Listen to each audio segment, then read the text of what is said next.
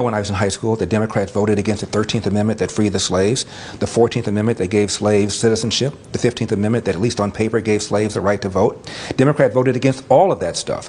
I didn't know when I was in high school that more Republicans as a percentage of the party voted for the Civil Rights Act of 1964 than did Democrats. I didn't know that.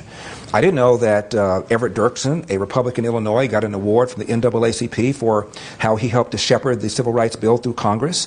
I didn't know that Al Gore's father participated in what was then the longest filibuster to prevent the bill from ever becoming on the floor. I also bought into that notion that, okay, Democrats used to be racist, but then Republicans switched places with them in the 60s.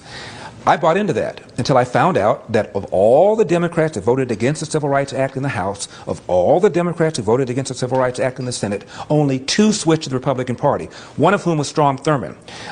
George Wallace, who stood in front of the school door as a Democratic governor saying segregation now, segregation tomorrow, segregation forever, he died a Democrat.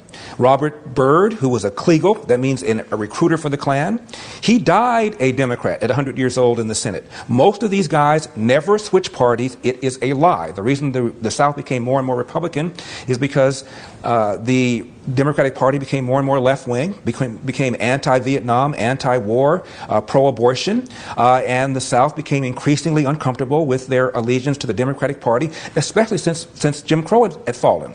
If Jim Crow has fallen, why are we in bed with these Democrats? What's the point?